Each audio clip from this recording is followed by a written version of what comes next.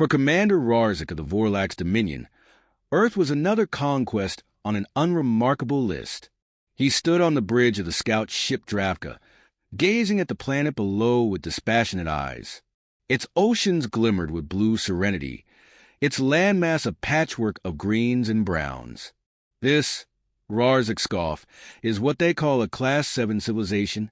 I've seen more sophisticated species among the swamp dwellers of Retskarn. The crew chuckled at the remark. The Dravka carried a complement of 10 elite scouts, each a master of their field, equipped with the most advanced technology the Dominion could provide. Energy shields that could deflect planetary bombardments, adaptive armor capable of withstanding black hole radiation, and drones powered by AIs so advanced it bordered on sentience. All of it rendered Earth's weapons laughable in comparison. Rarzik gestured to his second-in-command, Sub-Officer Lyrak, a wiry alien with luminescent green eyes that darted nervously between his commander and the holographic map of Earth. Lyrak, begin the landing sequence. Find us a secluded area, somewhere away from their primitive settlements. Let's not waste time with pleasantries. Yes, Commander, Lyrak replied, though his voice carried a hint of unease. He manipulated the controls, guiding the Dravka toward a dense forest on the northern continent. The ship descended with ghostly silence, its cloaking systems masking its presence from all but the most sophisticated detection methods Earth clearly lacked. As the ship touched down, its landing struts sinking into the soft earth, the crew disembarked with the precision of a well-oiled machine. The forest was alive with the hum of insects and the rustle of leaves, but the alien intruders paid no heed. They fanned out, setting up perimeter sensors and activating their AI drones, which hovered like silent specters among the trees. Rarzik examined the readings on his wrist console. Minimal thermal signatures. A few mammals, some avians. Nothing of interest. Begin Phase 1. I want full environmental scans and resource evaluations within the hour. Lyrak hesitated before speaking. Commander, if I may, I've read reports of human resistance. They're resourceful. Resourceful? Rarzik barked a laugh. With what? Metal sticks that spit fire? Sticks, Lyrak. I've seen more dangerous toys in a Vorlax hatchery. The crew laughed again, but Lyrak's unease deepened. He had read those reports too closely to dismiss them. Tales of humans surviving in conditions that would kill most species. Accounts of their persistence, their ability to adapt under pressure. He had dismissed them as exaggerations at first, but now, standing in this alien forest, he couldn't shake the feeling that they were being watched. Commander, he ventured, perhaps we should deploy additional drones. Just as a precaution. Rarzik waved a hand dismissively. Do as you wish, but don't waste my time with paranoia. This mission is a formality, not a battle. Lyrak complied, releasing 2 more drones into the canopy. The devices whirred softly as they ascended, their sensors scanning for movement.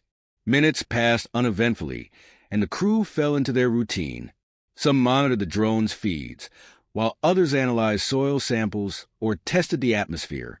Rarzik grew bored, pacing the perimeter with exaggerated confidence.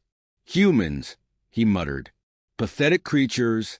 A sharp, metallic crack split the air. One of the drones exploded in a burst of sparks and molten metal, its wreckage tumbling to the forest floor. The crew froze. What was that? Rarzik demanded, his earlier bravado replaced by sharp-edged authority. Unknown, Commander, Lyrak said, his fingers flying over the console. The drone's feed cut out before I could analyze the source. It was a mechanical failure. It was struck. Struck? By what? Lyrak hesitated, then whispered, a projectile. Rarzik's eyes narrowed. Impossible. Deploy the remaining drones. I want that shooter found immediately. The drones fanned out, their sensors recalibrated to detect the faintest disturbances. The forest seemed to grow quieter, as if holding its breath. Then, another crack. A second drone spiraled down, its core punctured cleanly. Panic rippled through the crew. Rorzik barked orders, his voice rising above the growing tension. Shields up, everyone, to defensive positions. Lyrak's console lit up with frantic data. The shots are coming from an elevated position, a ridge, approximately 900 meters to the north. Rorzik activated his energy shield, its shimmering barrier enveloping him in a pale blue glow. A single shooter, hiding like a coward, he sneered. Find them, now. But the forest gave no answers. The shooter was invisible, a ghost in the trees. The crew huddled closer to the ship, their bravado eroding with each passing minute. Commander, Lyrak said, his voice tight, this is no ordinary human. These shots, they're too precise. They've avoided all countermeasures. Rorzik's face darkened. Then we'll flush them out. Activate the plasma net. As the crew prepared their counterattack, a lone figure watched from the ridge. He lay prone, his body camouflaged against the earth, his breathing steady. His rifle, an antique by modern human standards, rested in his hands like an extension of himself. Sergeant Miles Johnson didn't need advanced tech to fight. All he needed was patience and a clear line of sight. He chambered another round, his eyes never leaving the aliens below. They thought they were hunters. They were wrong. Johnson smiled grimly. Let's see how advanced you really are. The forest echoed with another crack, and the battle for Earth began. The forest was silent but alive with tension. Miles Johnson adjusted the focus on his rifle's scope, watching the alien camp below with calculated calm. He had been tracking the scout ship for hours, drawn by its unearthly hum as it descended into the forest. From his vantage point atop the ridge, Johnson observed the alien crew as they scurried about, deploying strange devices and projecting glowing barriers around their camp. Their movements were efficient, but betrayed an arrogance, a belief in their invulnerability. They had no idea they were being watched. Johnson exhaled slowly, his breath steadying his heartbeat. He was a relic, much like the rifle he held. A bolt-action Remington 700, customized and maintained through decades of meticulous care. To most, it was an outdated weapon, overshadowed by the age of drones and automated combat systems. To Johnson, it was perfect, silent, deadly, and utterly reliable. Through the scope, he zeroed in on one of the aliens. This one was smaller than the others, hunched over a glowing device that pulsed with alien energy. Its fingers, long and clawed, moved rapidly over a holographic interface. A technician, Johnson surmised. He adjusted for distance, factoring in wind speed and the subtle drop of the bullet over the 900-meter range. He didn't need lasers or AI to calculate the shot. Years of experience had turned those equations into instinct. Click. The bolt slid into place. Johnson's finger hovered over the trigger. He had seen the aliens' shields and suspected their armor was impenetrable in most areas. But no shield could protect against physics.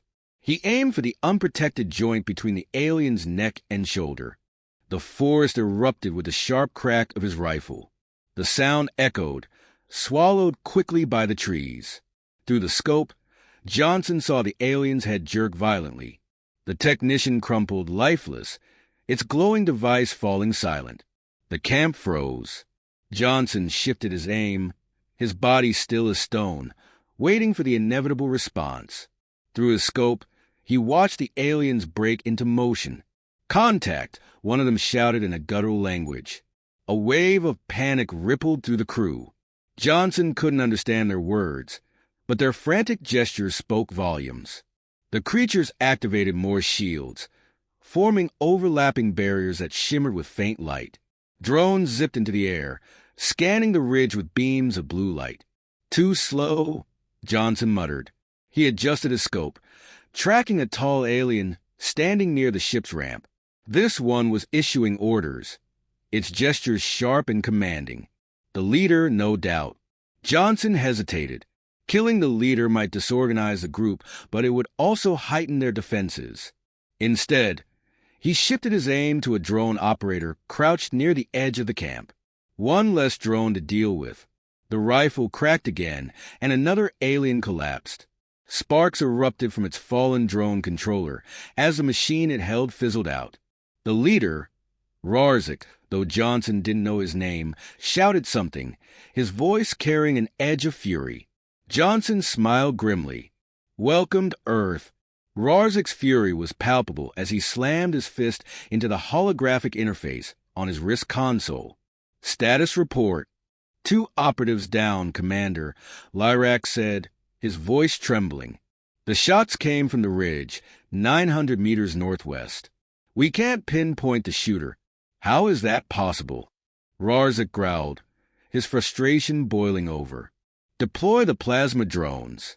Sweep the area. I want that creature incinerated. Lyrak hesitated. Commander, the shots, they're too precise.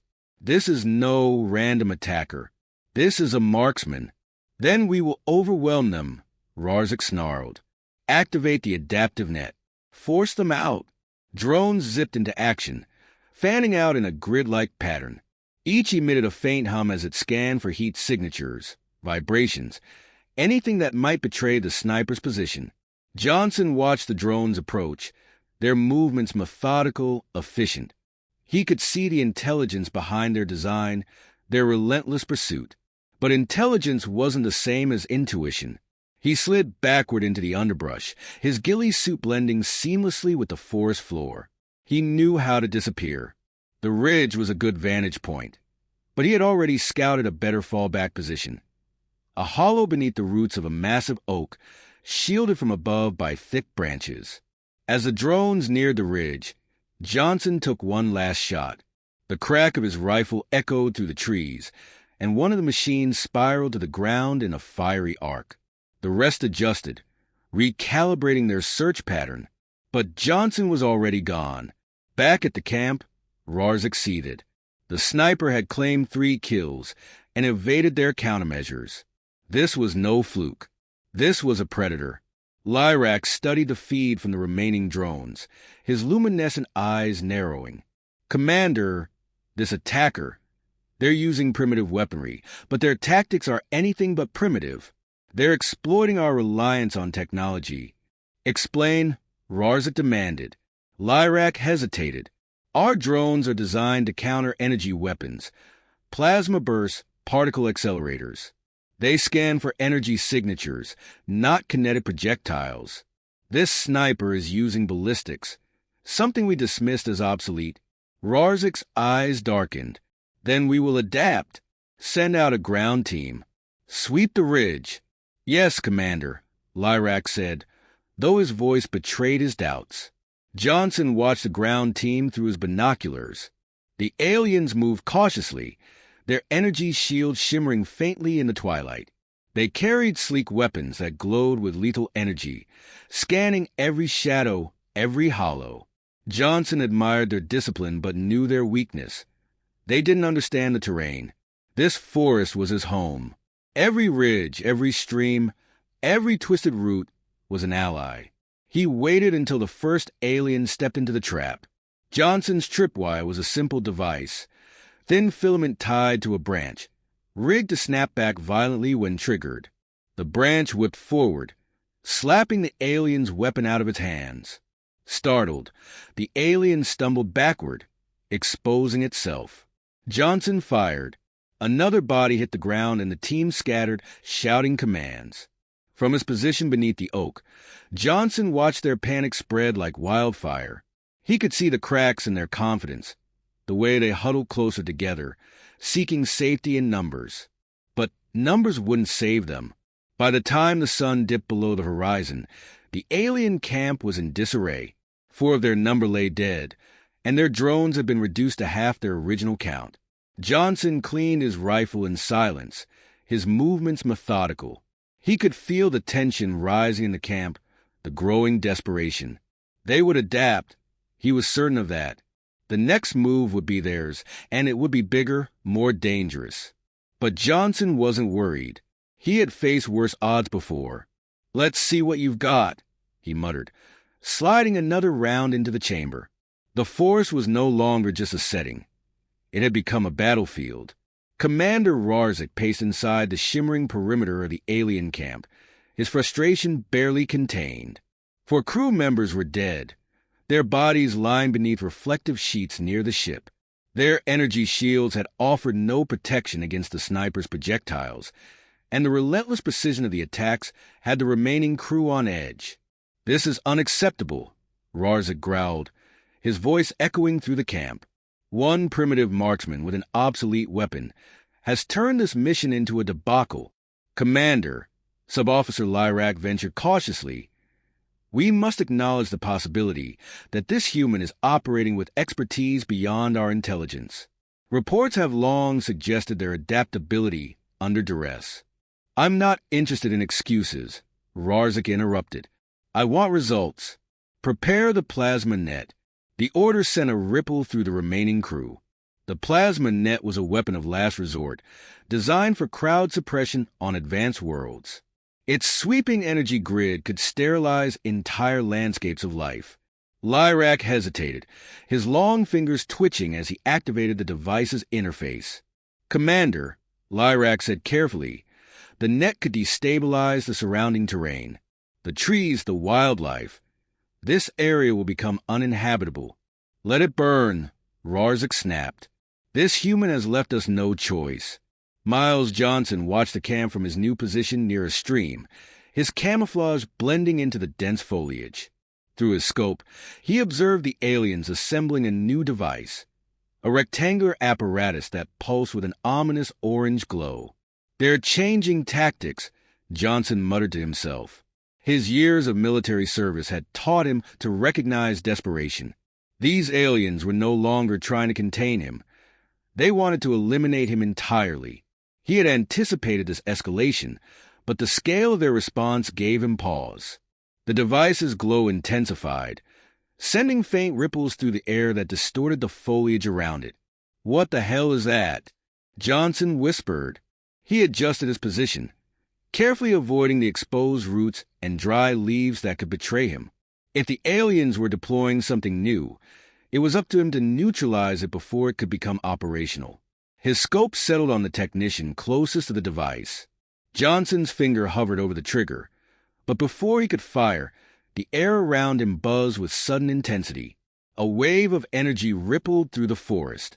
Johnson's instincts screamed danger. He rolled to the side just as the plasma net activated, a grid of bright, crackling energy sweeping through the forest. The charge disintegrated everything it touched, leaves, branches, even small animals that didn't escape in time. Johnson dove into the stream, submerging himself as the net passed overhead. The water hissed and steamed where the energy grazed its surface. His lungs burned as he held his breath, waiting for the deadly wave to dissipate. When the current finally ebbed, Johnson emerged, gasping for air. His camouflage was singed, and his rifle's barrel felt uncomfortably warm in his hands. "Adaptive tech," he muttered, his mind racing. "They're flushing me out." He crawled onto the bank, shaking water from his gear. The net had cleared a wide swath of the forest, leaving behind blackened earth and skeletal trees. He would need to find new cover, and fast. Back at the camp, Rarzik observed the results with grim satisfaction. The plasma net had scoured the ridge, eliminating any possibility of concealment for the sniper. No heat signatures detected in the sweep zone, Lyrak reported, though his tone lacked confidence. "If the human was there, they've been neutralized." Rarzik sneered. "Neutralized? Hardly. This human is a pest, resilient and resourceful. Begin a ground sweep. If they survived, we'll find them." Lyrak hesitated. "With respect, Commander, we've already suffered heavy losses. Deploying more ground teams could leave us vulnerable." "Vulnerable?" Rarzik snapped, stepping closer to his subordinate. "To what? One man with a toy gun? We are the Vorlax Dominion. Do as I command."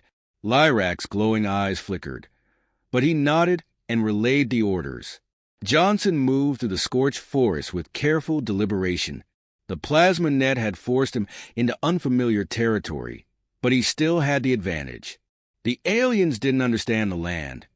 They relied too heavily on their tech, which couldn't account for every nuance of the terrain.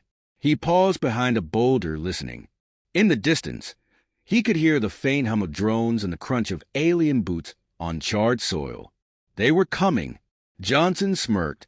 Good. Come closer. He unslung a decoy device from his pack, a small contraption built from scavenged parts. It emitted heat and faint vibrations, mimicking the signature of a human body. He placed it carefully in the clearing and retreated to higher ground. Minutes later, the first group of aliens approached the decoy. Johnson watched as they encircled it, their weapons trained on the harmless device. He didn't wait for them to realize their mistake. The rifle's crack split the air, and one of the aliens fell. Johnson shifted positions immediately, knowing they would triangulate his location. From his new perch, he fired again, taking out a second soldier. The remaining aliens scattered, firing blindly into the trees. Their energy blast lit up the twilight, but Johnson was already gone. Rorzik slammed his fist into the side of the ship, the metallic clang echoing through the camp. This is unacceptable. Lyrak stood at a cautious distance, his voice measured. Commander, this human is forcing us to react on his terms. Every move we make, he counters. Rorzik glared at him, his eyes burning with fury. Then we stop reacting. We go on the offensive. Prepare the ship's plasma cannon. We'll obliterate the entire area if we must. Commander, Lyrak said, his voice tight, that could compromise the mission. The Council. To hell with the Council. Rorzik roared. I will not let a single human embarrass the Dominion. Lyrak nodded reluctantly and turned to relay the order. Johnson crouched in a narrow ravine, catching his breath. He had pushed the aliens harder than he expected, but their next move would be decisive. Their leader was clearly growing desperate, and desperate enemies were dangerous. He checked his rifle, ensuring it was ready for the next confrontation. His mind raced through the possibilities. If the aliens brought out heavier firepower, he would need to adapt again. Above him, the faint glow of the alien ship pulsed against the darkening sky. This isn't over, Johnson muttered, his grip tightening on the rifle. Far from it. The aliens' counterattack had forced his hand, but they had made one fatal mistake. They underestimated how far he was willing to go. The forest was scorched, but the fight was just beginning. The night had fallen silent, save for the crackling of the embers from the ruined forest. The Vorlax Dominion's camp, once full of frantic activity, now lay in eerie stillness. The air was thick with tension. The ground teams had been decimated, their numbers dwindling with each calculated strike by the human sniper. Even the drones, those mechanical hunting machines, had been picked off one by a man armed with nothing more than a centuries-old rifle. Commander Rorzik stood on the edge of the camp, staring into the darkness, his eyes flickering with a cold, furious resolve. The plasma cannon was primed, ready to turn the surrounding forest into a charred wasteland, but something deep in his gut, held him back. Lyrak approached quietly, his steps measured, his gaze flicking over the burnt expanse of land. Commander, the human is still alive. The ground teams report no signs of him in the immediate vicinity. Rorzik's lips curled into a tight sneer. I've had enough of this game, Lyrak. The human is clever, but he's still just one man. A man we will end. The alien turned, the weight of his command settling upon his shoulders. Prepare the cannon. We burn it all to the ground. Miles Johnson crouched low in the shadows of a ravine, his heart pounding, but his mind calm. He had spent hours tracking the movements of the remaining aliens, watching as they secured their final defensive positions. The camp was fortified now, and Rorzik had made it clear the time for subtlety had passed. This was no longer a game of cat and mouse. This was war. But Johnson wasn't going to run. He didn't need to. The plasma cannon was his primary concern. He knew from his brief reconnaissance that the weapon was mounted on the alien ship itself, just beyond the perimeter of the camp. The ship's power systems were likely at full charge, meaning the cannon could fire at any moment. Johnson's breath caught as he saw the shadows of aliens moving between the ruins of the forest, their weapons drawn, their energy shields activated. He needed a plan, and he needed it fast. His gaze moved toward the faint glow of the ship in the distance. He could see the faint hum of energy rippling around the cannon's emplacement, its power source clearly active. The moment that cannon fired, it would obliterate everything within a mile radius, his position included. He adjusted the settings on his scope. One shot to shut it down. Rorzik stood beside the plasma cannon, his hands clasped behind his back, watching the forest with a steely, unwavering gaze. His mind raced with the knowledge that this human, had managed to turn the tables on him, and every instinct screamed for him to finish the mission, to wipe this stain from the galaxy once and for all. All units, prepare for immediate action, he ordered into his communicator, his voice cold and precise. We launch the final assault now. No one survives. A chorus of affirmatives buzzed through his headset. The ground teams, though few in number, were now fully equipped with plasma rifles, and their shields glowed faintly in the darkness. They moved in formation, positioning themselves around the cannon's emplacement. Rorzik didn't care for the humans' tactics, his elusive ambushes, the decoy traps, and the sniper's uncanny precision. He was done waiting. The Vorlax Dominion had faced insurrection on 1,000 worlds, and they had quelled every one. This human would be no different. Johnson's pulse quickened as he set up his final position, finding a high vantage point that overlooked the cannon emplacement. His rifle was aimed, steady in his hands. There would be no margin for error. One shot. The alien ground teams were beginning to fan out, their shields flashing in the darkness. They were circling in on him, closing in from all sides. Their numbers had been reduced, but they were still a formidable force. His finger hovered over the trigger. Time slowed. He adjusted his aim, tracking Rorzik, who stood near the cannon, surveying the preparations. Johnson's breath was even, his focus unshakable. The commander's arrogance was his biggest flaw. He never saw it coming. One shot. Johnson thought again, one shot to end this. A loud hum vibrated through the ground, a telltale sign that the cannon was about to charge. Johnson could see the faint glow of energy swirling around its barrel, gathering in preparation. Now, he fired. The shot rang out like a thunderclap, splitting the night air. The world seemed to freeze for a brief moment as Johnson watched the bullet trace its deadly arc. The sound of the rifle's crack echoed through the ruins, swallowed quickly by the dying forest. Rorzik didn't even have time to react. The bullet found its mark, striking the cannon's power core. There was a burst of blinding light, a shuddering shockwave, and the cannon detonated in a fiery explosion that sent a ripple through the air. The shockwave knocked Johnson to the ground, his body thrown back by the force of the blast. He scrambled to his feet, pushing past the disorientation as the smoke cleared. The cannon was destroyed, its energy dissipating into the night. The aliens, in their shock, were left exposed. Johnson didn't wait. He scrambled into position once again, taking out 2 soldiers before they could react. He moved with precision, every shot finding its target, each one a testament to his years of training. Rorzik roared in frustration as his remaining soldiers scattered, realizing they had been outmaneuvered. The ground beneath them trembled as Johnson's rifle continued its deadly work. The alien commander charged, his plasma rifle raised in anger. But Johnson was quicker. The sniper's bullet found Rorzik's chest before he could raise his weapon fully. The alien leader staggered back, his face twisted in disbelief. He fell to his knees, the lifeblood leaking from his wound, his eyes wide with shock. Miles Johnson stood over him, his rifle still trained on the fallen commander. He took one final breath, savoring the silence of the moment. The forest was still. It was over. The Vorlax Dominion's final attempt to crush Earth's resistance had ended in defeat.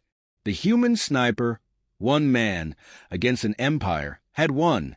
And as Rorzik's body crumpled to the ground, the message to the galaxy was clear. Earth would not be conquered. Johnson wiped his brow, his expression unreadable. He'd done his job, and for now, Earth was safe.